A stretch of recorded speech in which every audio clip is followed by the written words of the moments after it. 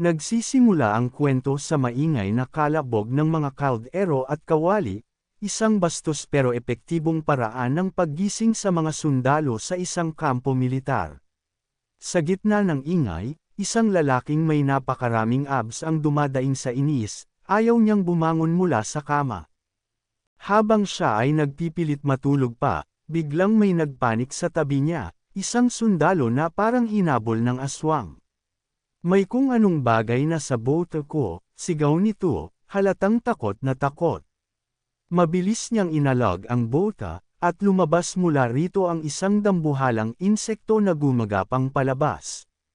Agad siyang sumigaw ng parang batang takot sa ipis, halos mahimatay sa takot. Dahil sa biglaang pagsigaw nito, napilitan ang lalaking natutulog na bumangon, halatang inis. Ano ba? Tumigil ka nga sa kaawaan mo, reklamo niya habang tinitingnan ang dramang nagaganap sa tabi niya. Sa wakas, nalaman natin ang kanyang pangalan, Encred. Si Encred at ang kanyang mga kasama ay bahagi ng isang squad, isang grupo ng mga sundalo na itinalaga sa harap ng digmaan. Habang nakatingin sa kawalan, naalala ni Encred kung paano siya napadpad sa sitwasyong ito. Dati siyang nasa mas mataas na posisyon, ngunit matapos makagawa ng kaguluhan, siya ay na-demote. Ngayon, napipilitan siyang lumaban sa frontline kasama ang mga sundalong ito na sa tingin niya ay puro hangin ang laman ng ulo. Sa isang flashback, umalangaw-ngaw ang sigaw ng kanilang opisyal, inuutusan silang umatake. Maraming sundalo ang may dalang trompeta at pulang watawat, hudyat na nagsimula na ang gyera. Libo-libong sundalo ang sumugod sa labanan. Wala mang pambihirang kakayahan, nagawa ni Encred na mabuhay sa pamamagitan lamang ng matinding tiyaga at walang humpay na pagsasanay. Makikita siyang hinaharangan ang pag-atake ng isang kalaban gamit ang kanyang kalasag, ngunit kitang-kitang napaatras siya sa lakas ng impact, hindi siya likas na malakas, sa totoo lang, isa pa siyang mahina at walang kwentang mandirigma. Bago pa siya makariyak, patuloy siyang inaatake ng kanyang kalaban, sa pilitang tinutulak siya hanggang mawalan siya ng balanse. Isang malakas na hampas ng kalaban ang nagpatambas sa kanya sa lupa, at agad siyang pinagsusuntok ng walang awa. Mukhang katapusan na niya, ngunit bago pa siya tuluyang masapak hanggang sa mawalan ng malay, biglang napugutan ng ulo ang kanyang kalaban, isang kakampi ang sumagip sa kanya. Habang hinahabol ang hininga, isang mabigat na katotohanan ang pumasok sa kanyang isipan, wala siyang talento, wala siyang biyayang natanggap mula sa langit.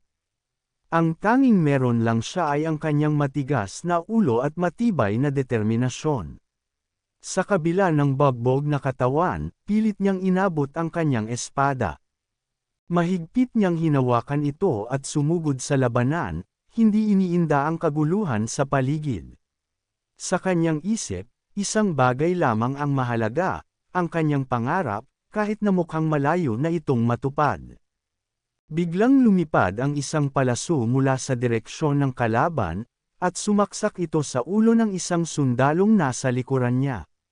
Napahinto si Encred, tulalang pinagmamasdan ang pagkamatay ng kanyang kasama sa harap mismo ng kanyang mga mata.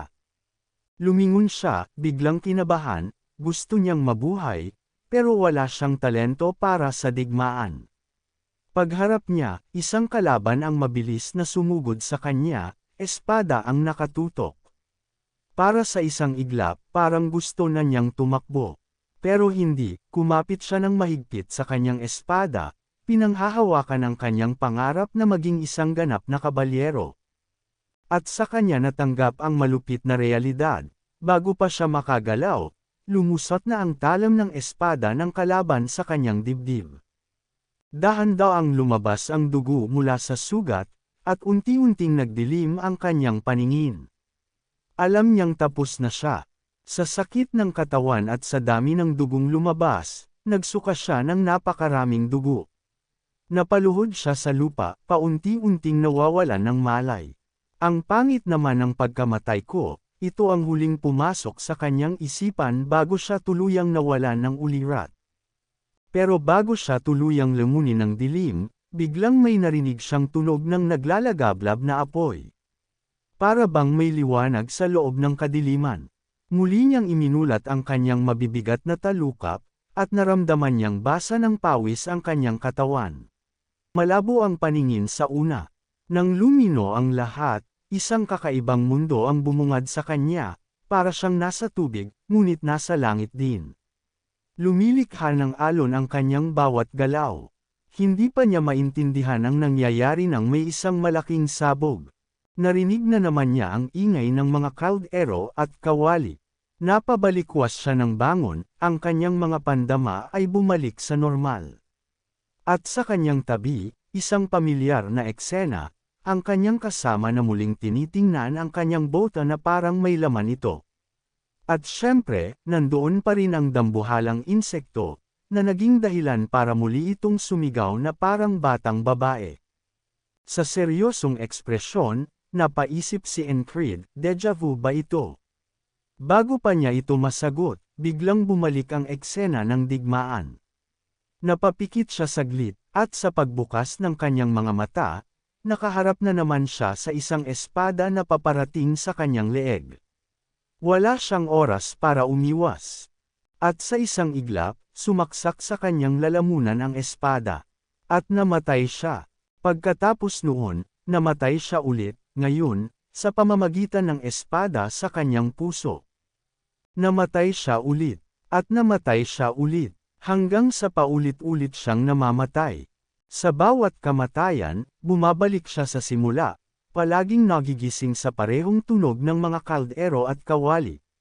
Sa gulat, hinawakan niya ang kanyang leeg, sinusuri kung buhay pa siya. Naalala niya ang sakit ng espada na lumusot sa kanya, pati na rin ang dami ng dugo na kanyang isinuka. Muli siyang napadpad sa digmaan, muling humarap sa isang kaaway. Dahan-daw ang lumapit ang sundalo, seryoso ang tingin at handa siyang patayin. Alam ni Encred sa sarili niya, mamamatay na naman siya. Sinimulan na niyang bilangin ang mga pagkamatay niya habang pinapanood ang kalaban na mabilis na sumusugod sa kanya dala ang espada, at sa mga mata nito, iisa lang ang layunin, patayin si Encred. Napagtanto ni Encred na ito na ang pang-17 beses. Habang papalapit ang talam ng espada sa kanya, napabuntong hininga siya sa pagkatalo at ipinikit ang mga mata. Naisip niya kung dapat ba siyang nagsanay pa, kung nagkulang ba siya sa pagsusumikap. Puno ng pagsisisi ang isipan niya habang unti-unting nawawala ng buhay sa gitna ng labanan. Nakahandusay siya sa sariling dugo, habang ang mga kasama niya ay patuloy na nakikipaglaban sa digmaan. Dahan-daw ang lumalayo sa labanan ang kalaban niya, parang wala lang nangyari, parang tapos na ang trabaho niya. Habang unti-unting nilalamon ng kamatayan, nagsimula siyang mag-imagine na nasa ibang mundo siya. Ang dugo niya, parang naging alon ng tubig sa paligid niya. Sa gitna ng madilim na espasyo, biglang lumitaw ang isang bughaw na parol na kumikislap sa harapan niya. May mahiwagang boses na tumawag sa kanya, tinatanong ang iniisip niya, at kung talaga bang naniniwala siyang wala siyang kakayahan. Mula sa dilim, may lumabas na nilalang, ang tagapaghatid, ang nilalang na namamangka ng kaluluwa patungo sa kabilang buhay. Sinabihan siya ng tagapaghatid na tanggapin ang kanyang kahinaan at sumuko na sa tadhana. Hinikayat siya nitong bumitaw na lang, yakapin ang pagkawalang pag-asa sa harap ng tila imposibleng pader sa kanyang harapan. Habang mag-isa si Encred sa dilim, naramdaman niyang isa siyang malaking pagkabigo. Pakiramdam niya, ang tanging kaya lang niyang gawin ay mamatay ulit sa digmaan. Pero tumanggi siya, nagningas ang determinasyon sa mga mata niya, isang apoy na hindi basta-basta mamamatay. Hindi niya matatanggap na ang tadhana niya ay paulit-ulit na kamatayan na lang. Kinabukasan, nagising siya sa pamilyar na kalansing ng bakal sa bakal, ang tunog ng umagang alarma ng mga sundalo sa kampo. Napabangon si Encred, medyo inis pa, pero malinaw sa isip niya ang lahat ng nangyari sa nakaraang 17 buhay niya. Imbes na matulog ulit, bumangon na siya. Sa tabi niya, andan si Ram, isang lalaking may mga tato at kasama niya sa kampo. Agad siyang tinanong ni Ram kung bakit ang aga niyang nagising, bilang si Encred ang leader ng squad nila. Habang nakaupo si Encred, sinagot niya si Ram, sinabing may mga insekto raw sa loob ng bote niya. Napakunot noo si Ram, sabay sinilip ang loob ng bota. Sa isip niya, wala namang insekto dyan. Pero pagtingin niya, ayun nga, may gumagalaw. Napaatras siya ng konti, napatingin kay Encred, tapos biglang tinapon ang insekto sa sahig. At ang pinaka-epic na part, walang pag-aalinlangan, tinapakan ni Ram ang insekto gamit ang sariling paa. Oo, walang tsinelas. Galit na galit si Ram habang tinitigan si Encred. Tanong niya kung si Encred ba ang naglagay ng insekto sa loob ng bote niya. Kasi naman, paano naman malalaman ni Encred na may insekto sa loob kung hindi niya mismo nilagay? Pero si Encred, kalmado lang, at sinabihang tumahimik na lang si Ram. Sabi niya, may nakita lang siyang insekto na gumapang papasok ng bote kaninang madaling araw. Habang pinapanood ni Encred si Ram na parang galit pero nalilito rin, bigla siyang natigilan. Parang na-deja vu siya. Doon niya napagtanto na ito na ang pang-18 beses na naranasan niya ang eksenang ito. Lumabas siya ng tolda habang iniisip kung ilang beses pa ba siyang paulit-ulit na mabubuhay sa parehong araw na ito bago siya tuluyang makawala. Habang naglalakad siya sa malamig na simoy ng umaga, binalikan niya sa isip ang kanyang nakaraan. Mula pagkabata, hawak na niya ang espada. Noon pa lang, nangangarap na siyang maging isang kabalyero. Gustong-gusto niyang matutong makipaglaban gamit ang espada. Ang nagturo sa kanya ay isang retiradong bearang mandirigma na nanirahan sa kanilang baryo. May isang paalang ang matandang iyon, pero sagad sa karanasan sa pakikipaglaban. Isang araw, sinabi nito kay Encred na kung magpapatuloy siya sa pagsasanay, baka maging kabalyero siya balang araw. Sa mga salitang iyon, parang may ilaw na biglang sumindi sa puso ng batang Encred. Parang binuksan ang pintuan ng isang panaginip. Doon nagsimula ang tunay na pangarap niya. Mula noon, walang araw na hindi siya nagsanay. Sa isip niya, magiging isa siyang maalamat na mandirigma, balot sa makikinang nakasuotan at kakaibang gamit. Isang kabalyerong kayang talunin ang 1,000 kalaban mag-isa at kayang baguhin ang takbo ng isang buong labanan. Iniisip pa nga niya na sa bawat pagtatapos ng digmaan, siya ang nakatayo habang hawak ang watawat ng tagumpay. Siya ang tatawaging, kabalyero ng wakas. Medyo dramatic. Oo, pero bata pa siya noon, at ganun talaga ang imagination ng mga batang madaming ambisyon.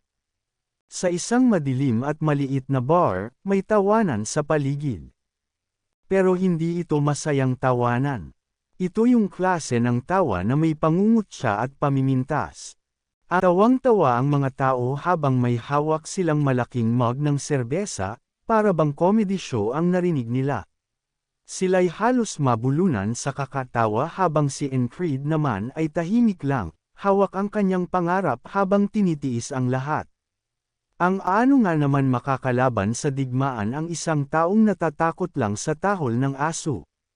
Ginawa nilang biro si Encred, inilagay pa siya sa mas mababang ranggo kaysa sa isang bearang mandirigmang walang amo.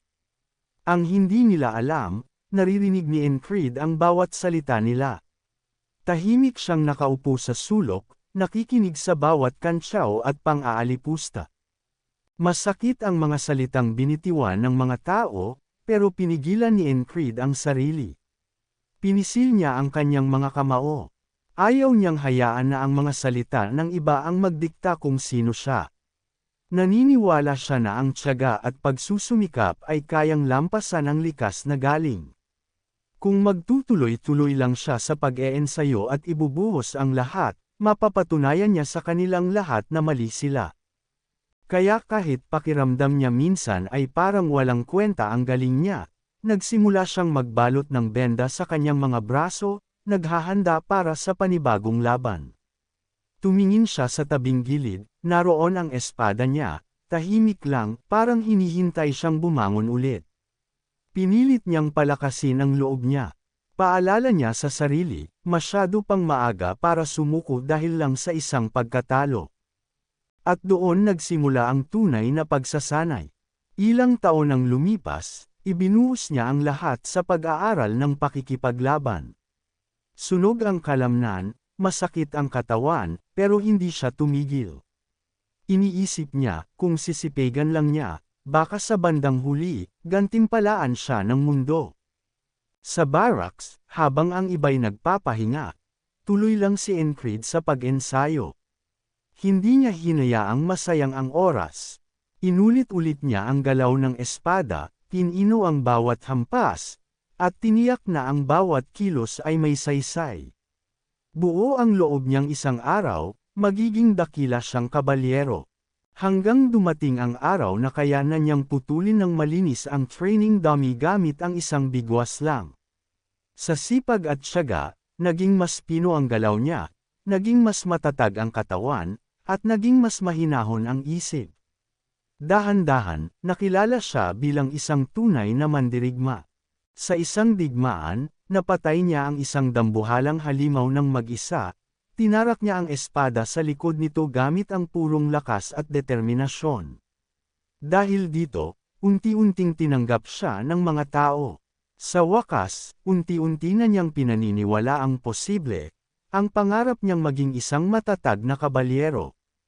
Ngunit dumating ang isang malupit na katotohanan.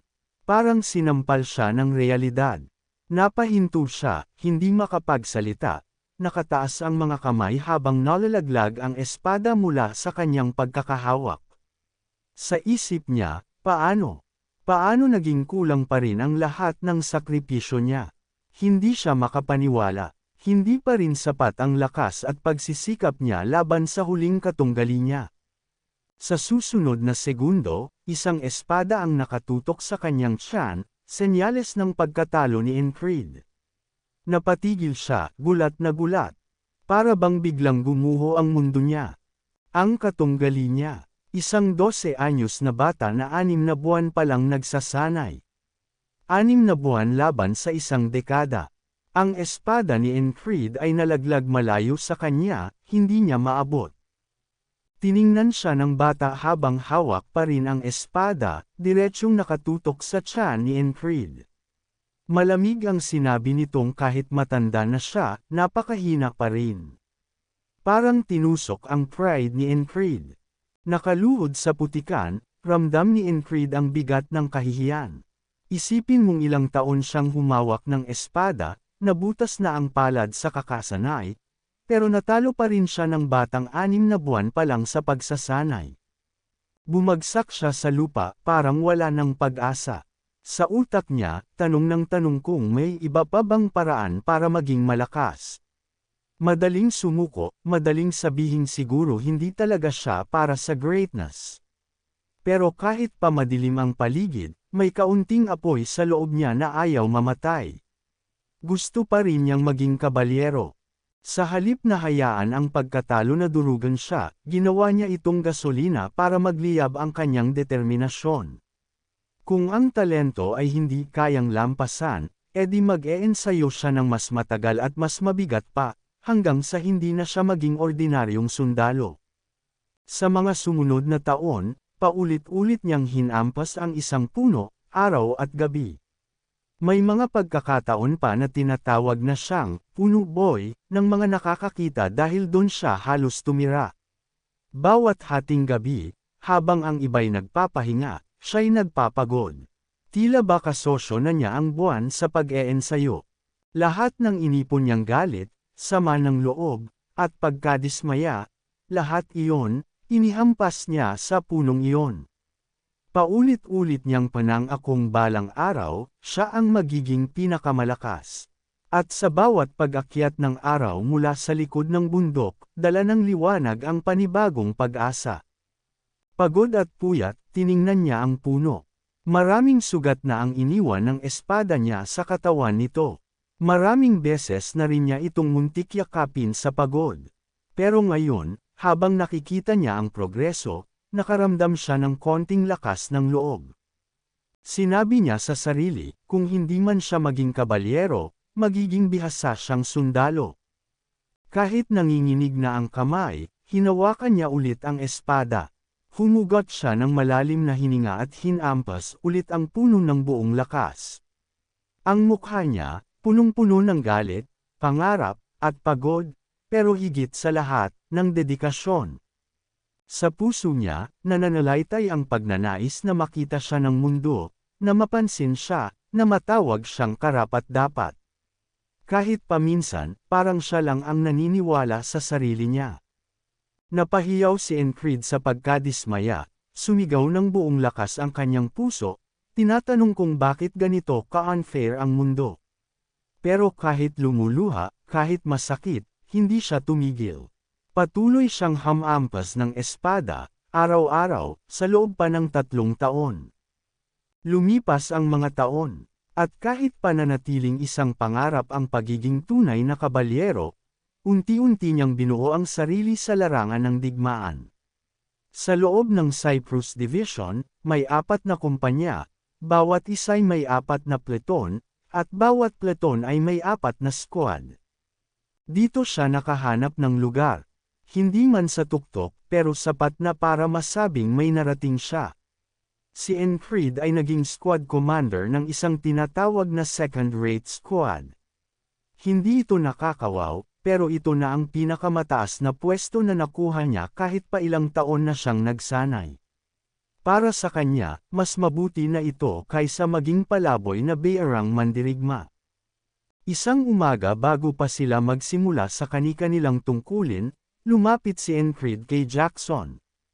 May pabor siyang gustong hilingin. Napalingon si Jackson sa kanya, halatang inis, pero tinanong pa rin kung ano ang kailangan. Sinabi ni Increed na siya na muna ang baalang magpatrolya sa umaga, isang tungkulin na karaniwang ginagawa ni Increed bilang commander ng squad. Habang inaabot niya ang papel ng duty rotation, malinaw niyang sinabi na may inaasahan siyang kapalit mula kay Jackson. Malapit sa kanila, si Rem, isang sundalong kilala sa kanyang matalas na tingin, ay nagkomento sa bastos na paraan ng pagkakatingin ni Jackson kay Increed. Halatang iritado ito para sa kapitan nila. Pero ngumiti lang si Increed. Kumandat pa ng bahagya, at sinabing ayos lang iyon. Ganyan talaga si Jackson, ani niya. Ganyan siya sa lahat, palamig, parang walang pakialam. Pero may puso rin yan, malalim lang ang tago.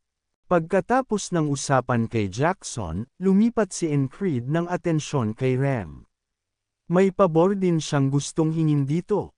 Nagtaka si Rem, halatang curious kung ano na naman ang pakay ng kanilang commander.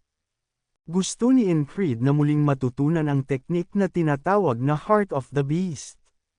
Napakunot-noo si Rem. Sinabi nitong nasubukan na ito ni Increed dati at hindi ito naging matagumpay.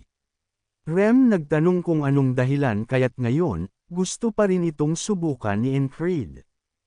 Hindi sumagot si Increed agad. Sa halip, pinisil niya ang hawakan ng kanyang espada.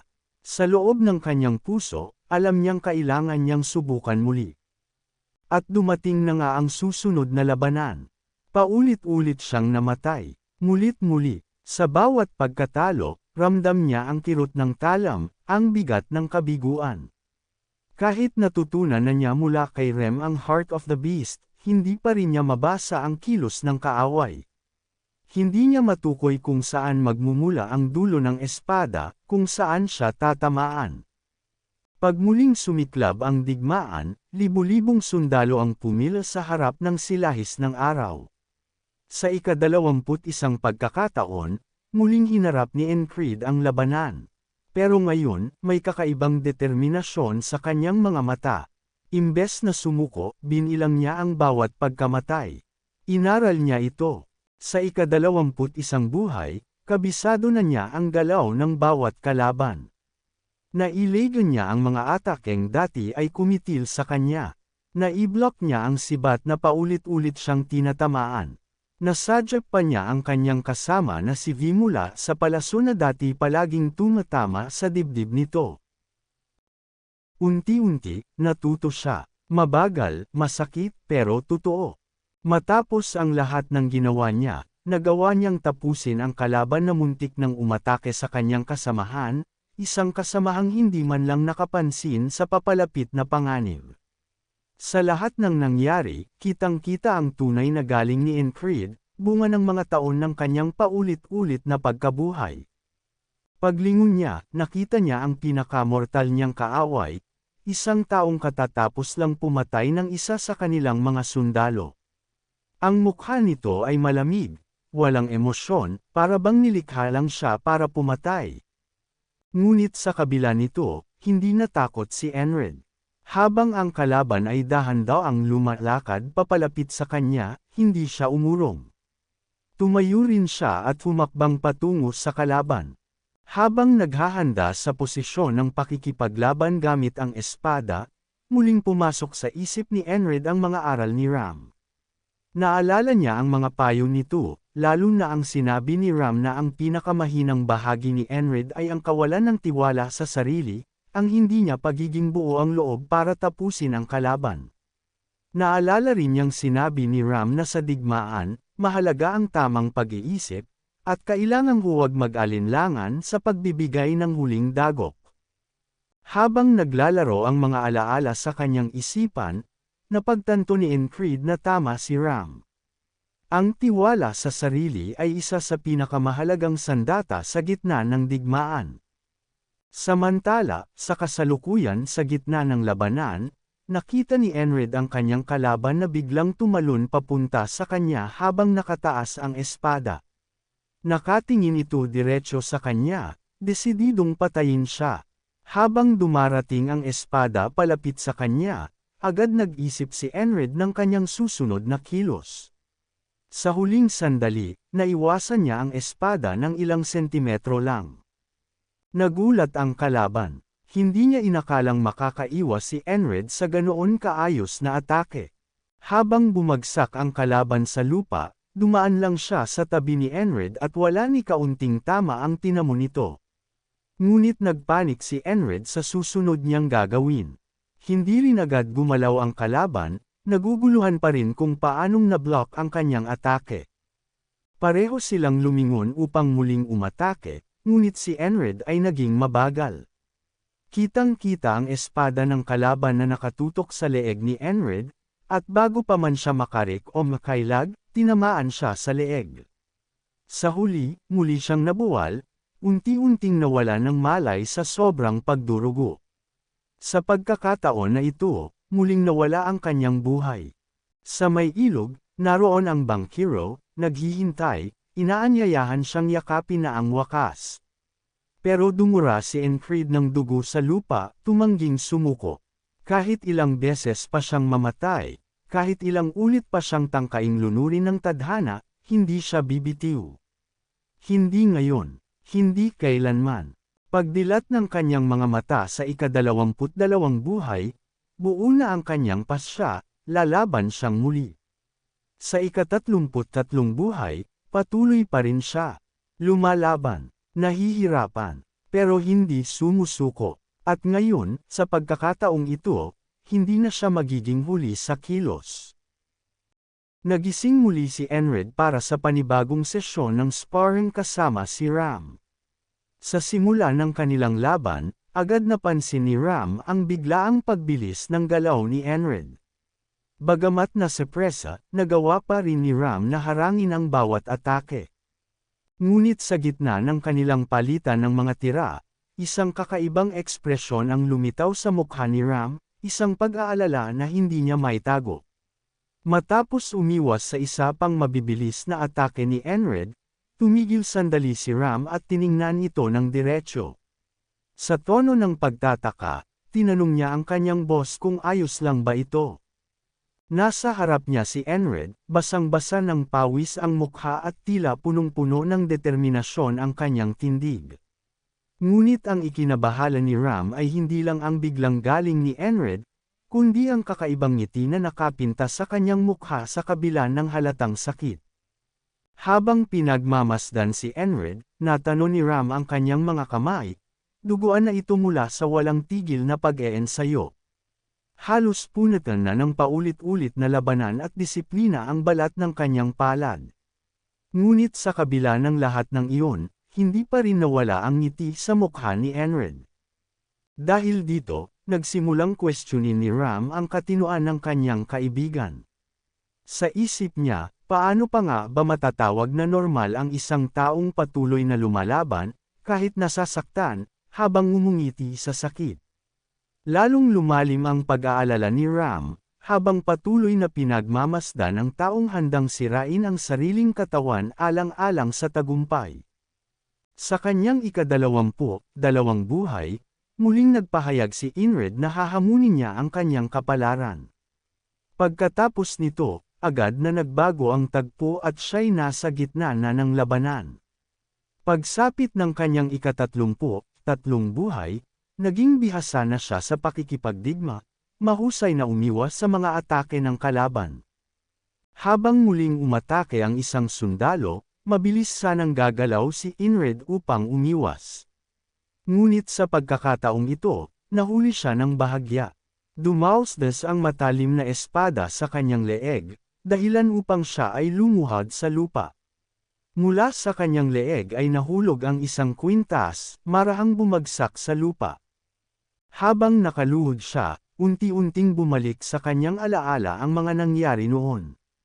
Dati siyang isang beerang mandirigma na lumilibot sa iba't ibang lugar upang puksain ang mga halimaw. Isang araw, may lumapit na kahilingan mula sa isang maliit at payak na baryo na humihingi ng tulong.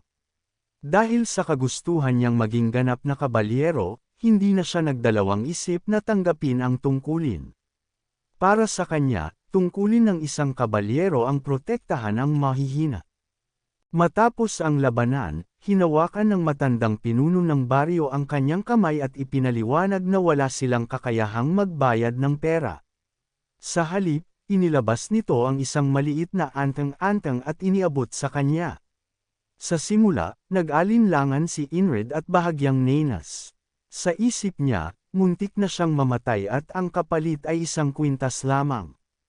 Ngunit ipinaliwanag ng matanda na ang antang-antang ay makakatupad ng kanyang tunay na hangarin. Doon niya naisip baka nga ang antang-antang na iyon ang dahilan kung bakit paulit-ulit niyang nararanasan ang parehong mga pangyayari. Para bang nakakulong siya sa isang siklo na kahit anong gawin niya ay hindi niya matakasan. Naisip rin niya kung iyon nga ba ang tumutulong sa kanyang matupad ang pangarap na maging kabalyero. Sa kasalukuyan, nakatayo sa harapan niya ang sundalong samugat sa kanya. May hawak itong espada, nakatutok sa ulo ni Enred. Para kay Enred, walang awa ang pagbibigay ng kamatayan sa kanya.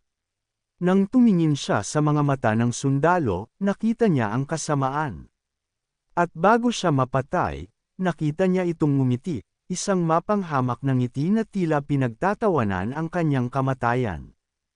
At dahil doon, siya ay pinaslang na walang dangal. Sa muli niyang pagkamatay, narinig ang kalabog ng mga kasangkapan sa kusina, tanda ng panibagong simula. Ipinahiwatig ng tunog na iyon na may isa na naman siyang pagkakataon upang maging kabalyero. Maya-maya, tumingin si Enred kay Ram at binanggit ang tungkol sa isang insekto sa loob ng kanyang bota. Sa kanyang likuran, nakita si Ram na natagpuan nga ang insekto at biglang napamura, tinawag si Enred na Bobo. Gulat si Ram sa kabaliwan ng ginagawa ni Enred sa maagang oras ng araw. Ngunit hindi na ito pinalaki ni Enred. Sinabihan niya si Ram na tumigil sa pagsigaw at lumabas ng silid. Habang tinatawag siya, pinatay niya ang insekto. Pagkatapos ay sinabi ni Enred na nais niyang maunawaan ang puso ng isang halimaw.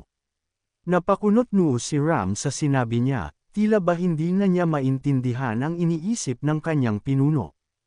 Habang nagsimula silang magsanay, inundayan ni Ram ng palo ang kanyang palakol, habang si Enred ay nakatitig lamang sa galaw nito at madulas na umiwas. Napansin ni Ram na ilang pulgada lang ang pagitan ng pag-iwas ni Enred, kaya't lalo siyang nagtaka. Paanong bigla na lang natutunan ni Inred kung paano umiwas sa kanyang atake? Tinanong ni Ram kung paano biglang natutunan ni Inred kung saan dapat umiwas, dahil alam niyang aabutin ito ng maraming buwan ng pagsasanay upang malabanan ang kanilang pampamilyang teknik sa labanan. Sinabi ni Inred na matagal na siyang nagsasanay ng palihim. Hindi ito agad pinaniwalaan ni Ram at inusisa kung paanong nalaman ni Inred ang kanilang lihim na teknik. Ngunit sagot lamang ni Inred, natutunan niya ito ng hindi inaasahan at agad nang umiwas sa usapan. Lalo tuloy siyang pinagtakahan ni Ram, pero sa bandang huli, inakala na lang niyang totoo ngang nagsasanay si Inred. Habang kumukuha ng mga sandata, nakakita si Inred ng isang mahabang espada na bagay sa kanyang panlasa. Sinubukan niya itong iwas-iwas at tinimbang sa kanyang kamay.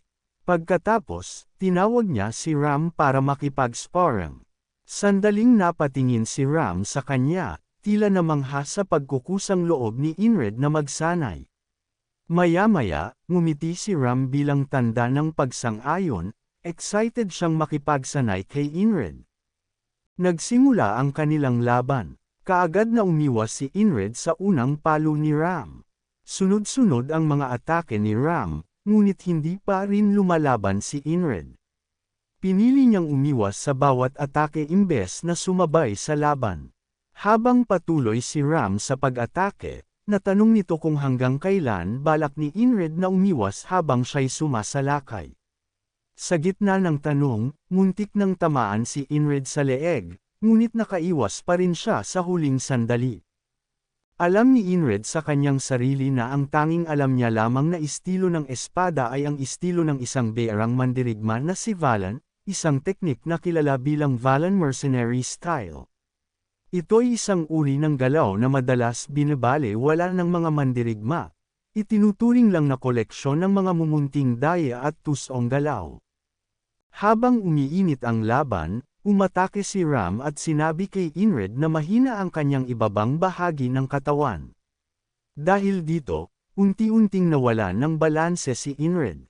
Nakita ni Ram ang pagkakataon at sumugod.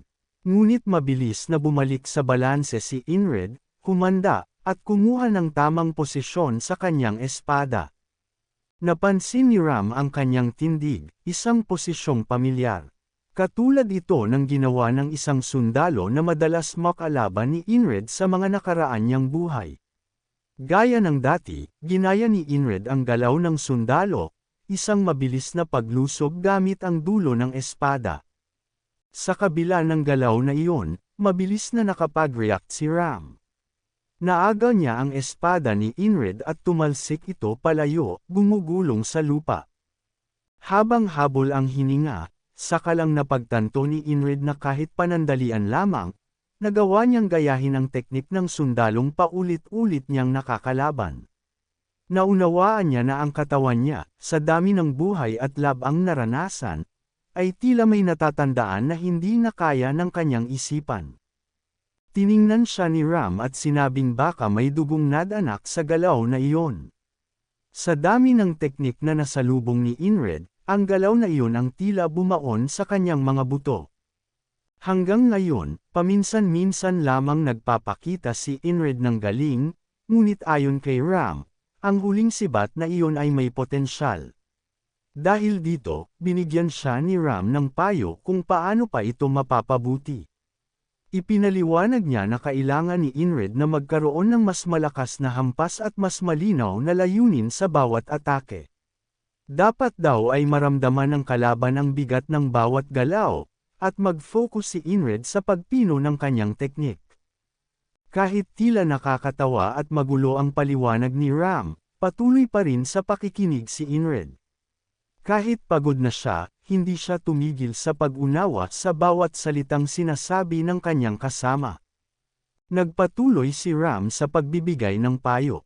Sinabi niya na dapat ay mag-focus si Inred sa susunod na hakbang, itigil ang pag-aalinlangan, at hawakan ang espada na may paninindigan. Napansin kasi ni Ram na puno ng duda si Inred pagdating sa kanyang kakayahan sa espada. Dagdag pa ni Ram, kailangang matutong magplano si Inred habang nasa gitna ng laban. Kailangang isipin kung anong susunod na hakbang kung sakaling pamalya ang atake, o kung anong dapat gawin pagkatapos mapigilan ang atake ng kalaban. Ipinayo rin niya na gumawa si Inred ng mga teknik na hindi kayang iwasan ng kalaban. Bilang huling paalala, sinabi ni Ram na anuman ang mangyari sa gitna ng labanan, huwag kailanman bibitiw sa hawak na espada. Bagamat magaspang at alanganin ang mga paliwanag ni Ram, lubos namang naunawaan ni Inred ang ibig niyang iparating. Habang tinatitigan niya ang kanyang kamay, unti-unting lumilinaw sa kanya ang pinakaibang mahalaga sa pagitan ng kanyang paraan at ng sundalong paulit-ulit siyang pinapatay. Kumpiyansa.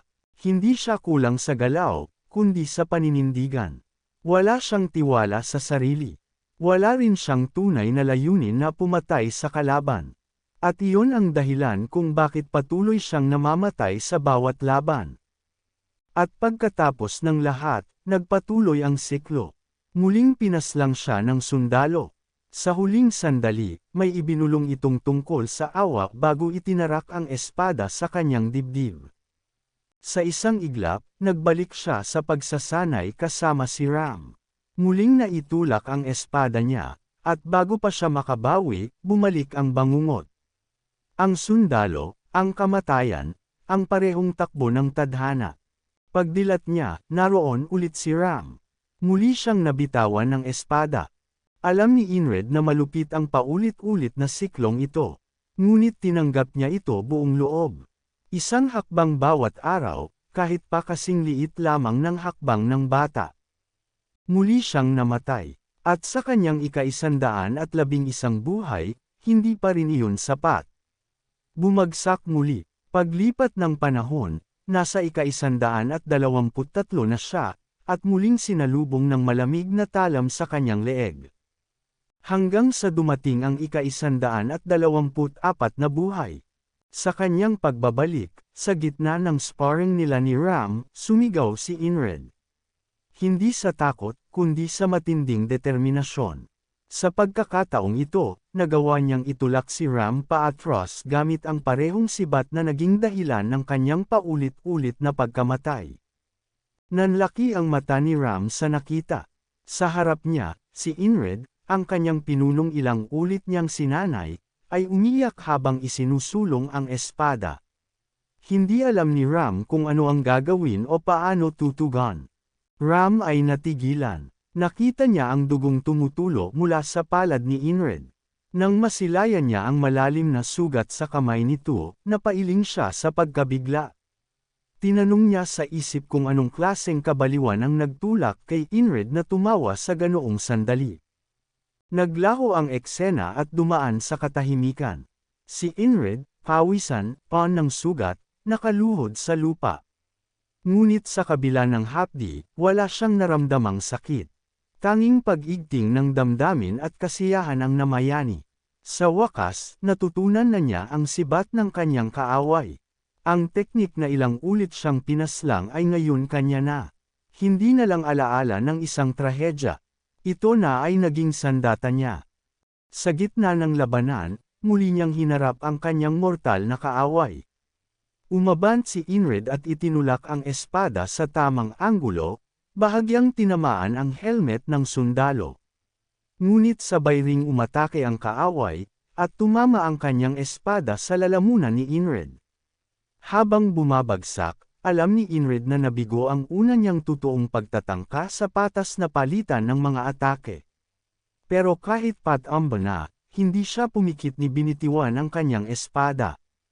Lumapit ang sundalo at inilapat ang paa sa dibdib ni Inred, may nakangising anyo. Muli, sinabi niya ang parehong paanyaya ng huwad na awa. Si Inred, kahit nasa bingit ng kamatayan, ay nanatiling matatag. Sa kanyang isip, sinabi niyang papatayin niya ito bukas. Ang sundalo, na parang aliw na aliw, tumawa at sinabing walang bukas para sa mga patay. At sa huli, pinatay niya muli si Inred. Dito nagsimula ang kanyang ika-125 na buhay. Muling nagising si Inred, At sa pagkakataong ito, agad niyang napansin ang isang insekto sa tabi ng kanyang bota. Walang pag-aatubili, niyapakan niya ito. Pinanood ni Ram ang nangyari at litong-lito sa inasal ni Inred. Ngunit kalmado lang na ipinaliwanag ni Inred na nakita na niya ito pagpasok pa lang sa tolda. Kahit may pagkailang, nagpasalamat si Ram. Sagot ni Inred, kung talagang nagpapasalamat siya, siya na lang sana ang pumalit sa pagbabantay. Napakurap si Ram, hindi makapaniwala kung gaano kakalmado at kaseryoso ang utos sa kanya. Makaraan ang ilang sandali, may dumating na bagong recruit, isang lalaking pulang buhok na tinawag nilang Big Eyes. Inutusan siya ni Inred na kumuha ng kalasag, baluti, at isang maliit na patalim. Nangakong babayaran niya ito mamaya. Sa likuran, kapansin-pansing na si Big Eyes sa biglaan at mata-ray na utos. Nagtanong si Ram kung palaging ganoon si Inred, tila masyado na itong mautos. Sumagot si Jackson na ganoon naman talaga si Inred noon pa, mahilig ipasa ang mga gawain. Dahil dito, nap-icon si Ram at nagbanta kay Jackson na kung gusto nitong malasahan ang kanyang palakol, huwag na siyang magsalita pa. Dumami ang mga kasamahan sa grupo. At gaya ng dati, sinimulan nilang ipasa ang kanilang mga gawain kay Inred. Tahimik na minamasdan ito ni Ram at napabulong na kakaiba talaga si Inred ngayon, tila tensyonado at hindi siya ang dati nilang nakilala. Hindi maintindihan ni Ram kung ano ang pinagdaraanan ng kanyang pinuno. Sa huli, bumalik si Inred sa ilalim ng puno, paulit-ulit na isinasaksak ang kanyang espada sa katawan nito. Habang ginagawa ito, binalikan niya sa isip ang lahat ng sakit na naranasan sa bawat kamatayan. Bawat buhay ay nauwi sa masakit na wakas. At kahit paulit-ulit siyang bumabalik, hindi niya maiwasang magtanong, paano kung hanggang dulo ay hindi pa rin siya manalo? Paano kung tumakas na lang siya? Doon kaya siya gising sa bukas na matagal na niyang inaasam? O mananatili siyang nakulong sa walang katapusang siklo? Pwede na ba siyang makontento sa lakas na nakuha niya, kahit hindi ito humantong sa tagumpay? Ngunit hindi niya papayag ang ganito lang iyon magtapos. Pinilit niyang itapon ang kahinaan mula sa kanyang isipan. Hindi siya susuko. Aakyat siya sa pader na ito, gaano man ito kataas, upang makita kung anong meron sa kabila. Sa bawat hampas ng espada, paulit-ulit niyang ipinaalala sa sarili na ang siklong ito ay hindi sumpa, kundi isang biyaya, isang pagkakataong maitama ang lahat. Muling bumaon ang kanyang espada sa katawan ng puno, hanggang sa huli niyang pag-ulos, tuluyang nabiyak ang puno. Sa muling pagkakaroon ng matatag na loob, isinuot ni Inred ang kanyang baluti at kagamitan, inihahanda ang sarili para sa labang sa palagay niya ay maaaring maging huling laban nila ng kanyang kaaway. Kinuha niya ang kanyang mga bota, sinturon, at kalasag, habang paulit-ulit na sinasabi sa sarili na kailangan niyang magpatuloy at huwag huminto. Tumunog ang tambuli ng digmaan, hudyat ng panibagong pagputok ng labanan, at nagsimulang magmarcha ang Enred Squad. Bawat isa sa kanila ay handang-handa, may kanya-kanyang uri ng sandata at baluti. Iba ang pakiramdam ni Inred ngayong araw. Ramdam niyang mananalo siya ngayon. Nagsimula ang labanan, libo-libong mga sundalo ang nagsalpukan. Habang umuusok ang giyera, mabilis na gumalaw si Inred na parang isang taong nakipaglaban na sa kamatayan ng daang ulit. Alam niya kung nasaan ang lugar niya sa laban, kabisado niya ang ritmo ng digmaan. Swerte, paghahanda, at pananatiling kalmado, iyan ang mga susi sa kanyang pagkaligtas. Naalala niya ang lahat ng pinagdaanan sa digmaan. Sa ika-46 na araw, nabasag ang kanyang kaliwang balikat dahil sa isang may tinak na pamalo. Naalala rin niya na sa ika-47 na araw, gamulong siya para makaiwas sa pamalo, pero may ibang sundalong dumurog sa kanyang ulo. Kaya sa kasalukuyan, agad siyang kumilos upang patumbahin ang mga kaaway na may ganitong uri ng sandata. Naalala rin niya na sa ika-71 na araw, may sundalong tumagas sa kanyang paa at hindi siya nakalaban. Kaya ngayon, may suot na siyang metal na bota na siyang pumihil sa parehong uri ng pag-atake. Dahil dito, nagawa niyang talunin ang kaaway na may espada at dinurog ito gamit ang kanyang kalasag. Hindi pa doon nagtapos ang mga alaala. Sa ika-89 na araw, nabiyak ang kanyang ulo dahil may tumapon ng palakol sa kanya. Kaya sa kasalukuyan, siya ang unang naghagis ng palakol at tinamaan ang sundalong iyon bago pa siya maunahan. Nagawa niya ito dahil sa patuloy na pagsasanay. Matapos ang lahat ng pinagdaanan niya, nakita niyang muli si Vel na sumisigaw, katulad ng dati. Automatikong gumalaw si Inred para salagin ang palasong papunta sa dibdib ni Vel, mula sa isang mamamanang kilala bilang, ang kuko ng lawin. Pagkatapos masalag ang palaso, agad siyang lumingon at pinaslang ang kalabang biglang umatake mula sa kanyang likuran. Dumating na ngayon ang tunay na pagsubok, ang kanyang kalaban. Sa unahan niya ay naroon ang sundalong ilang beses na niyang hinarap. Suot ng kalaban ang kumpletong baluti, handang pumatay ng panibagong sundalo. Mula sa di kalayuan, nagtama ang kanilang mga mata, tahimik pero pa ng matinding tensyon. Habang patuloy ang paglalaban ng libo-libong sundalo sa paligid, nakatuon lamang sila sa isa't isa, kapwa may madilim na layunin. Pinagmasdan nila ang isa't isa bago tuluyang nagbanggaan. Nauna ang kalaban sa pag-atake gamit ang kanyang espada. Sa lakas ng hampas, nabasag ang kalasag ni Inred, kaya agad niya itong itinapon. Alam niyang hindi sapat ang pag-iwas at pagtusok lang para manalo. Kaya lumapit siya at sinalag ang kasunod na atake gamit ang sariling espada. Sa ganitong lapitan, alam ni Inred na kahit ordinaryo ang hitsura ng sundalo, taglay nito ang lakas na parang isang henyo sa labanan. Pero alam rin niyang kulang ito sa tunay na karanasan sa pakikidigma, at madaling mabigla kapag nakaharap ang hindi inaasahan. Sinugod ni Inred ang kalaban gamit ang isang malakas na suntok ng noo. Pagkatapos, gumamit siya ng teknik mula sa Volan sword style. Habang dumudulas ang kanyang sapatos sa lupa, tinadyakan niya ang alikabok sa harap ng kalaban, kaya't natabunan ang mukha nito at panandaliang nabulag. Habang natigilan ang sundalo, biglang sumugod si Inred, tinaas ang espada at umatake mula sa itaas. Nagpakawala ng palo pataas ang kalabang hindi makita ang pupuntiryang lugar, muntik nang tamaan ang leeg ni Inred pero lumagpas ito ng ilang pulgada. Kapwa sila bumagsak sa lupa na walang sugat. Tumayo sila at muling nagharap. Pareho ang galit sa kanilang mga mata. Pagkaraan ng ilang saglit, muli silang nagsagupaan. Ginamit ng sundalo ang kanyang pamosong atake, isang mabilis at matulis na tutok ng espada. Ngunit sa pagkakataong ito, handang-handa na si Inred.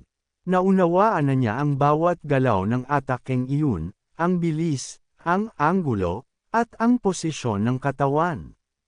Sa loob lamang ng ilang segundo, muntik nang magsalpukan ang kanilang mga espada, ngunit sa isang matibay at matalinong atake, nabasag ni Inred ang espada ng kalaban. Habang nagkakahiwa-hiwalay sa lupa ang mga piraso ng sandata, isang mamamana ang nagbadiyang umatake mula sa gitna ng kaguluhan. Binatak nito ang pana, at agad na lumipad ang palaso, dumaan sa gitna ng libu-libong sundalo. Habang nakatulala ang kalabang nawalan ng sandata, unti-unting lumapit si Inred para sa huling atake. Halos abot kamay na niya ang tagumpay. Mahina niyang sinabi sa sarili na sa wakas, matapos ang mga taon ng paghihirap, nanalo rin siya. Hindi niya alam, ang palaso ay patuloy pa ring lumilipad, tuwid na papunta sa kanya. Habang papalapit si Inred para tapusin ang laban, biglang lumitaw ang huling banta. Isang palaso ang sumadyetsat sa ere, diretsyong papunta sa kanyang likod. Ngunit bago pa ito tumama, isang umiikot na palakol ang pumihil dito sa gitna ng ere, dinurog ang palaso sa maliliit na piraso. Si Ram ang siyang dumating, sakto sa tamang oras, upang iligtas muli si Inred. Sa wakas, natamaan ni Inred ang leeg ng kalaban. Kita sa mga mata nito ang gulat at kawalan ng pag-asa habang dahan daw ang lumuhod, at nagsimulang damyugo ang kanyang lalamunan. Sa di kalayuan, galit na galit si Ram habang minumura ang taong tinatawag na Claw of the Hawk, ang halos pumatay kay Inred. Sinusubukan siyang pakalmayin ng isang kasamahan upang hindi siya maubos ng lakas. Nakatayo si Inred sa harap ng sundalo, hingal na hingal, mahigpit ang hawak sa espada. Nanginginig ang sundalo ngayon, mula sa pagiging nakakatakot na kalaban, naging isa na lamang siyang naghihingalong tao. Sa mabigat na pasya, ibinaba ni Inred ang kanyang espada. Sa unang pagkakataon, hindi siya ang natalo. Ang pader na dati tila imposible niyang daanan ay gumuho na sa ilalim ng kanyang mga paa.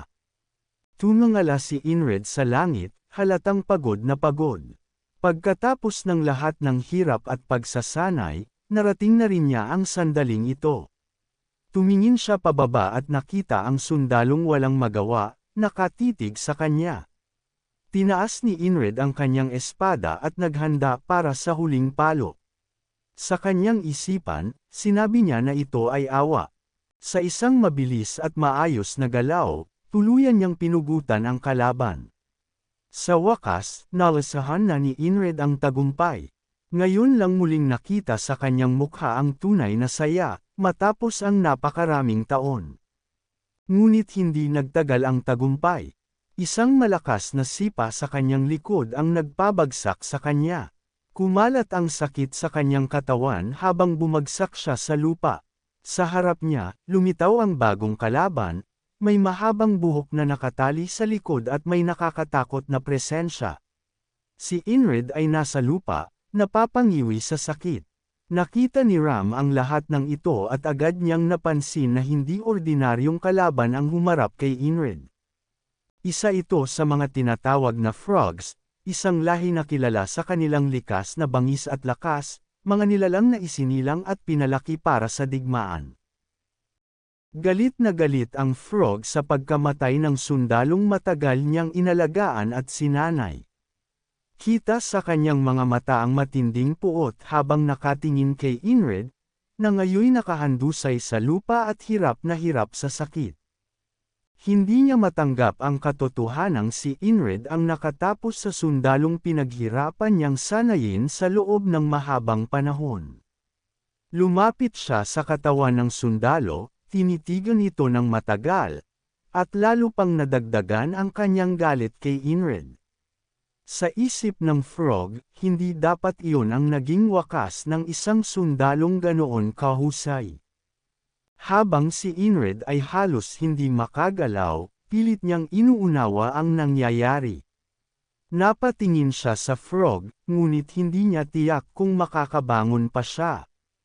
Kasabay nito, itinaas na ng frog ang kanyang mabigat na sandata, handang wakasan ang buhay ni Inred dahil sa galit. Ngunit bago pa bumagsak ang palakol, isang malakas na tunog ang umalangaw-ngaw sa paligid. Si Ram ang biglang sumalo sa atake gamit ang sarili niyang sandata. Nabigla ang frog, hindi niya inasahan na may haarang sa kanyang galit na suntok ng kamatayan. Nagkatitigan ang dalawa, at sa isang iglap, naglaban na sila ng walang pag-aalinlangan. Ang banggaan ng kanilang mga sandata ay umalangaw-ngaw sa gitna ng kaguluhan, senyales ng simula ng isang mabangis na labanan. Ang banggaan ng kanilang mga sandata ay umalangaw-ngaw sa gitna ng kaguluhan, senyales ng simula ng isang mabangis na labanan. Muling umatake si Ram, gamit ang buong lakas upang tamaan ang frog gamit ang kanyang sandata. Ngunit sa kabilang banda, nagawa ng frog na salagin ang atake ni Ram gamit din ang sarili nitong sandata. Dito makikitang halos pantay ang lakas ng dalawa. Kahit pareho silang malalakas, kapwa rin sila nahihirapan sa laban. Patuloy na umatake si Ram, may galit sa kanyang mukha at determinasyon sa bawat galaw. Samantalang ang frog ay nanatiling kalmado, ngunit mababanaag sa kanyang mga mata ang bangis at kagustuhang pumatay. Habang tumatagal ang kanilang labanan, palitan ng palitan ang kanilang mga atake. Mabilis ang bawat paggalaw, mabibigat ang bawat banggaan ng kanilang mga sandata. Walang gustong magpatalo, kaya't patuloy silang nagbabanggaan, walang humpay, walang pahinga. Ngunit ang hindi nila alam ay may kalaban na pumunta kay Enfried para patayin siya.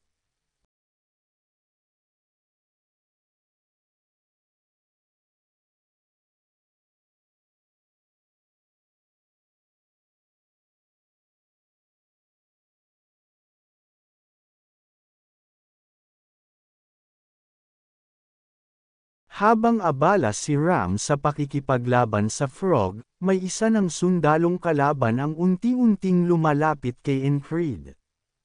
Hawak niya ang kanyang sibat, handang saksakin si Enfried na nakahandusay pa rin sa lupa. Ngunit sa likod ng kanyang pagkilos, halata ang kanyang takot, tila nag-aalangan siyang tapusin ang buhay ni Enfried. Bigla na lang dumating si Jackson. Sa isang mabilis at sanay na galaw, pinugutan niya ng ulo ang kalaban bago pa nito maituloy ang pag-atake. Dahil kay Jackson, nailigtas si Enfried mula sa tiyak na kamatayan. Patuloy pa rin ang kaguluhan sa paligid, mga espada't sandata ang nagsasalpukan, mga mahika ang nagsasabog ng liwanag at ingay. Ngunit sa kabila nito, nananatiling buo ang koordinasyon ng grupo. Si Ram ay tuloy-tuloy sa pakikipaglaban sa frog. Maingat niyang iniiwasan ang bawat atake nito. Sa kabilang panig, ang frog ay patuloy rin sa pagsalag sa mga pag-atake ni Ram. Halos walang nagkakaangat sa kanilang dalawa. Sa malawak na larangan ng digmaan, ang pinakamatinding sagupaan ay nagaganap sa pagitan ni Ram at ng frog. Nakaposisyon silang dalawa sa isang depensibong paghaharapan, parehong hindi bumibitiw sa tinginan. Sa katahimikan ng tensyon, nagsalita si Ram, sinabi niya na kung gusto ng frog na pugutan ng ulo ang kanilang squad commander, kailangan muna nitong humingi ng pahintulot sa kanya. Sumagot ang frog, hindi raw niya inakala na si Enfried ang commander. Ang akala niya, si Ram ang namumuno dahil sa ipinapakitang lakas sa laban. Tinawag niyang mahina si Enfried. Walang isa man ang umatras. Pinagmasdan ni Ram ang sitwasyon at naalala ang katotohanan, ang lahi ng mga frog ay isinilang para sa digmaan. Napamura siya sa isip dahil alam niyang may dalawang natitirang paraan lamang para matapos ang laban, gamitin ang apoy ng mahika upang sunugin ang nakakaputang kalaban, o tamaan ito sa puso gamit ang isang matalim na saksak. Alam niyang magiging sagabal ang laban na ito sa kanilang misyon. Habang patuloy niyang pinag-aaralan ang kilos ng frog, napaisip si Ram kung bakit may ganitong kalabang tulad niya sa isang labang tila walang kabuluhan. Nagduda siya kung ang layunin ba ng frog ay patayin talaga si Enfried.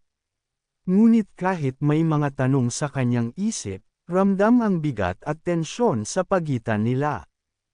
Alam ni Ram na ang pakikipaglaban sa isang mandirigmang mula sa lahi ng mga frog ay nangangahulugang paglalagay ng sarili sa bingit ng kamatayan. Ngunit sa kabila nito, inihanda niya ang kanyang sandata, at buong tapang na nagpas siyang isugal ang kanyang buhay, para sa kanyang grupo, at para sa kanyang commander. Matapos timbangin ang panganib, tumayo ng tuwid ang frog. Napagtanto niyang hindi sulit ang laban, hindi sapat ang halaga para isugal ang kanyang buhay. Habang nakatingin kay Ram, unti-unti niyang kinilatis ang kalaban, at sa huli, nagpasya siyang umatras. Wala siyang sinabi, ni hindi tumingin muli kay Ram. Sa halip, lumakad siyang palayo, naglaho sa gitna ng kaguluhan ng mga sundalong patuloy na naglalabanan. Habang pinagmamasdan ni Ram ang paglayo ng frog, nakaramdam siya ng kaunting pagkalito. Ngunit hindi nagtagal, naunawaan din niya ang dahilan. Sa puso't isipan niya, tinawag niyang duwag ang frog, isang taksil na tumalikod sa isang makatarungan at patas na laban. Samantala, sa gitna ng labanan, mabilis na tumatakbo si Jackson, buhat-buhat si Encred sa kanyang likod, nilalayo siya mula sa panganib. Habang patuloy ang kanyang pagtakbo, isang sundalo ng kalaban ang biglang sumulpot, handang umatake sa kanila. Sa nakakagulat na bilis, nakabalik si Ram. Mula sa kawalan, dumating siya sa tabi nila at agad pinaslang ang sundalong kalaban bago pa ito makapanakit. Naituloy ni Jackson ang pagtakbo. Ngunit hindi pa doon nagtatapos ang panganib. Muli, isa na namang sundalo ang sumulpot, may hawak na espada, at handang patayin sina Jackson at Encred. Sa tamang oras, isa pang kasamahan mula sa kanilang grupo ang dumating. Sa isang mabilis na galaw, pinatay nito ang bagong panganib. Habang patuloy ang pagtakbo ni Jackson, parami ng parami ang mga sundalong kakampi na sumusulpot mula sa battlefield. Isa-isa nilang pinapatay ang mga kalabang sumusubok habulin at saktan sina Encred at Jackson. Sa kabila ng paulit-ulit na pag-atake ng mga kalaban, tuloy-tuloy ang dating ng mga kaalyado. Buo ang kanilang hanggareng protektahan ang dalawa. Unti-unting damadami ang mga kakampi sa paligid. Kinutol nila ang hanay ng mga kalaban, at napilitang umatras ang mga ito. Dahan-dahan na babago ang ihip ng hangin sa labanan, nagiging pabor na ito sa grupo ni Encred.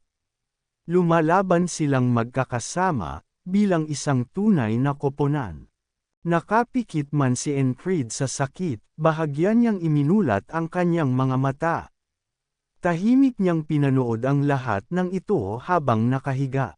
Isa-isa niyang nasalayan ang mga kasama niyang lumalaban para sa kanya.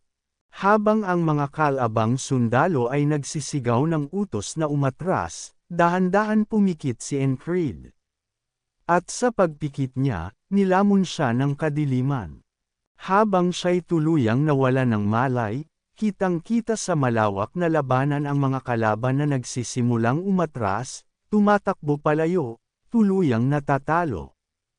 Sa loob ng kadiliman, isang patak ng tubig ang bumagsak sa sahig. Isa itong senyales, muling bumalik si Encred sa ilalim ng mundo. Muli siyang natagpuang nakahiga, kaharap ang boatman. Walang pagbati, walang salita, tanging katahimikan at isang mapanuring tingin mula sa nilalang sa harap niya. Alam nitong muling nabuhay si Encred. Tahimik na nagsalita ang boatman. Aniya, isang araw lamang ang tinagal ng kanyang panibagong buhay. Nagpatuloy ito, ipinaalala kay Encred na ang daraan ng landas ay puno pa rin ng mga harang at balakid, mga dingding na paulit-ulit na susulpot sa kanyang daraanan. Nagbabala ang boatman. Ang kapalaran ni Encred ay tila patungo sa kawalan, sa isang landas ng kapigatian. At balang araw, siya rin ay babagsak, makukuha ng kamatayan. Ngunit sa kabila ng lahat, kahit masakit ang katawan, inihahanda na ni Encred ang sarili. Pinipilit niyang bumangon. Sa kanyang likuran, nakatayo ang isa na namang pader. Sa unang tingin, tila refleksyon niya ito, isang aninong hinaharap ang kanyang kinabukasan. Subalit alam ni Encred, para sa kanya, ang mga pader na ito ay hindi katapusan. Habang nakatayo si Encred at nakatingin sa boatman sa kanyang harapan, Nagsalita ang boatman at sinabing may dahilan kung bakit naroon ang mga pader at harang sa kanyang landas. Tinitigan ni Enfried ang boatman sa mata, at buong tapang niyang sinabi na kaya naroon ang mga pader ay dahil nilikha ang mga ito para mapagtagumpayan. Makikita sa mukha ni Enfried ang matinding determinasyon, lakas, at hangarin. Sa puntong iyon, lalo lamang naintriga ang boatman. Bago tuluyang lumisan, nagbigay pa siya ng huling babala.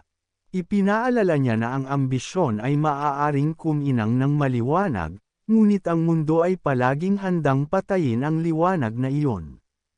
Sinabi niyang hihintayin niya ang oras kung kailan mawawala ang liwanag sa mga mata ni Enfried, ang liwanag ng pag-asa at hanggaring umangat. Pagkatapos ng huling babalang iyon, biglang nabasag ang kadiliman. Nagising si Enfried, balot sa benda at napapalibutan ng katahimikan at pakiramdam ng kaligtasan. Tahimik siyang lumingon sa paligid, may halong pagkalito kung nasaan siya. Habang sinusubukang umupo ni Enfried, isang pamilyar na boses ang nagsalita. Si Ram, na nakaupo malapit sa kanya, ang nagsabi na nasa infirmary tent sila. Tahimik siyang nagbantay sa tabi ni Enfried, at sa gitna ng lahat ng pinagdaanan nila, ngayon lang siya muling nakaramdam ng kapayapaan. Sinabi ni Ram na mahimbing ang tulog ni Enfried, 2 araw siyang walang malay. Nagpatuloy si Ram sa pagsasalita, sabay sabing siya raw ang nagligtas ng Bob-ong commander na ito mula sa frog. Nagkamot ng ulo si Enfried habang dahan-dahan na upo. Halatang litong-lito siya, hindi niya maintindihan ang sinasabi ni Ram at kung anong frog ang tinutukoy nito. Habang nananakit pa ang kanyang katawan, hindi makapaniwala si Enfried sa narinig. Nabuhay siya matapos ang sagupaan laban sa isang nilalang na tinatawag na frog. Dahan-dahan niyang hinipo ang sarili, sinusuri kung gaano kalala ang tinamong pinsala. Napansin ni Ram ang ginagawa niya. Kaya't sinabi niyang wala namang nabaling buto, pero grabe raw ang pagka ng ulo niya. Sabay ngisi ni Ram at tinanong si Enfried kung naaalala pa niya ang sinabi nitong, bestest friend, daw sila. Napataas ang kilay ni Enfried. Mabilis siyang tumanggi at iginiit na hindi siya pumayag doon. Mariin niyang tinanggi ang sinasabi ni Ram at tinawag siyang isang noble hunter. Biglang nataranta si Ram at agad tinakpan ang bibig ni Enfried.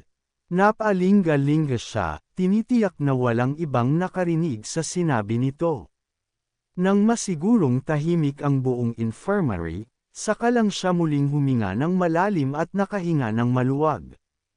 Sa mahina ngunit seryosong tono, sinermonan ni Ram si Enfried. Sinabi niyang huwag basta-bastang ibinubunyag ang mga sikreto ng iba. Kumurap si Enfried, halatang nagulat. Sa biro, sinabi niya na ang akala niya'y mag-best friend na sila. Sa kabila ng lahat, hindi niya naiwasang maramdaman ang gun sa kanyang dibdib. Nakaligtas siya, at ngayon, gising na siya. Sa puntong iyon, sapat na iyon para sa kanya. Hindi nagtagal, lumitaw ang isa pang pamilyar na mukha, si Big Eyes, na ang tunay na pangalan pala ay Chris. Agad nitong sinabi na may utang si Enfried sa kanya, 3 beses pa nga, dahil sa mga ginastos niya para dito. Umupo si Chris sa tabi, tahimik na naghihintay kung kailan siya pasasalamatan o pupurihin ni Enfried. Nang sabihin ni Chris na ginamit niya ang kanyang mga koneksyon para maipasok si Enfried sa infirmary, saka lang nagsimulang magkalinaw ang lahat. Dahil si Enfried ay isang karaniwang sundalo lamang, at sa normal na kalagayan, dapat ay pinapabayaan na siyang magpagaling mag-isa. Tanging mga sundalong may mataas na ranggo lamang ang binibigyang atensyon at gamutan. Tinanong ni Enfried si Chris, na nasa kama malapit sa kanya, kung bakit hindi niya ito nakita sa mismong labanan. Tahimik lang si Chris habang nakatitig kay Increed, ngunit bigla niyang binago ang kanyang tono. Sa halip na sagutin ng direkta, ngumiti siya at sinabing doble na lang ang singil niya ngayon, tinawag pa niya itong diskwento. Ilang sandali pa, pumasok si Jackson sa tent. Tahimik tulad ng dati, tumayo siya sa gilid ng kama ni Increed at hindi nagsalita. Napakunot noo si Increed, litong-lito sa katahimikan ni Jackson. Kaya't sinabi niya rito na kung may kailangan itong sabihin o may kailangan sa kanya, mas mabuting magsalita na lang ito ng diretsyo. Bigla na lang may inihagis si Jackson kay Increed, isang maliit na garapon ng gamot. Sinabi niya na ipahid ito tuwing umaga at gabi. Nabigla si Increed. Hindi kasi kilala si Jackson sa pagiging mapagbigay o mapag-alala. Pero ngayon ay sinisigurado nitong maayos ang kanyang paggaling. Habang paalis si Jackson, nabanggit pa niya na huwag nang itanong kung saan niya nakuha ang gamot. Pagkatapos nito, muling tumahimik ang tent. Sa isang sulok, umupo ang isang matangkad na monghe na si Odin. Tahimik itong umiiyak habang hawak ang kanyang krus at same time na nananalangin para sa paggaling ni Increed. Para siyang batang umiiyak, paulit-ulit ang panalangin na tila umabot na sa 1,000,000. Sa kabilang banda, si Increed ay nakahiga lang at tahimik na pinapakinggan ang parehong panalangin ng paulit-ulit. Sa totoo lang, halatang napapagod na siya sa sobrang pag-aalala ni Odin. Sa wakas, naglakas loob si Increed na magsalita. Tumingin siya kay Odin at sinabing buhay naman siya, kaya huwag na itong mag-alala. Hinikayat niya si Odin na bumalik sa kanyang silid at magpahinga. Nang muling mapag-isa si Increed sa kanyang kama, saka siya muling napaisip. Sa dami ng mga taong dumalaw at nagbantay sa kanya, hindi niya maiwasang magtanong sa sarili kung bakit tila nagpapalitan pa ang kanyang mga kasama sa pagbabantay sa kanya. Nasanay na siyang lahat sa grupo ay kanya-kanyang gawa, walang masyadong pakialamanan, at walang sobra-sobrang pag-aalala. Patuloy siyang naghanap ng dahilan kung bakit biglang naging maalaga ang kanyang mga kasama, ngunit naputol ang kanyang pag-iisip nang may isa na namang dumating. Si Ragna, ang kasamahang kilala sa pagiging pabaya, ay pumasok habang may kinakain pang mansanas. Nagulat si Ragna nang makita si Increed sa loob ng infirmary. Tinanong niya kung bakit nandoon si Increed, habang hawak pa rin ang kanyang mansanas. Kita sa mukha ni Ragna ang pagka-curious. Pero bago pa man makasagot si Increed, umalis na agad si Ragna. Tahimik at walang paabi, may mansanas pang nakasabit sa kanyang bibig. Hindi na pinansin ni Increed ang posibilidad na nag-aalala si Ragna para sa kanya. Kilala niya ito bilang isang taong wala masyadong pakialam at iniisip lang ang sarili. Para kay Increed, si Ragna ay isang pabaya at makulat na kasama. Alam din ni Increed na bukod sa kanya, may dalawa pang sundalong nagpapagaling sa infirmary. Nakahiwalay silang lahat ng kama. Isa sa kanila ay isang platoon commander na matagal na niyang kalaitan. Halos araw-araw, kinakalaban siya nito at tila palaging naghahanap ng dahilan para makipagbangayan. Ang isa pa sa mga pasyente sa tent ay isang tahimik na sundalo na tila nakatitig lang sa kawalan. Wala itong sinasabi ni kaunti. Hindi alam ni Increed kung sino ito, ni kung bakit ito naroon. Hindi niya alam ang pangalan ng sundalo, at lalong wala siyang ideya kung saan ito nanggaling. Habang pinagmamasdan niya ito, inakala na lang ni Increed na isa itong mababang ranggong sundalo. Pero kahit ganoon, hindi pa rin niya maintindihan kung paano ito napasama sa infirmary. Naputol ang kanyang pag-iisip nang makarinig siya ng mga yapak, mga magagaan ngunit may kumpiyansang hakbang. Narinig din ito ng dalawang iba pang sugatang sundalo, kaya't sabay-sabay silang tumingin sa direksyong pinanggalingan ng tunog. Ilang saglit lang, isang mahabang buhok na elven ang pumasok sa loob ng tent. Mapapansin agad ang kanyang mahahabang tenga at kakaibang sandatang nakakabit sa gintong sinturon nito. Nang tuluyan nang makapasok ang elf, napansin ng lahat na isa pala itong babae, nakasuot ng kompletong baluti at may tindig na nagpapakitang mataas ang katungkulan nito sa hukbo.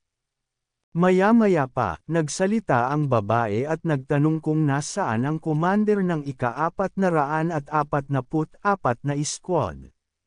Napakunot noo si Encred. Nalito siya kung bakit ang isang tulad ng babaeng ito, makapangyarihan, marangal, at maganda, ay naghahanap ng isang mababang ranggong sundalo mula sa isang di kilalang unit. Huwag kalimutan mag-like and subscribe upang maabangan pa ang mga susunod na recap.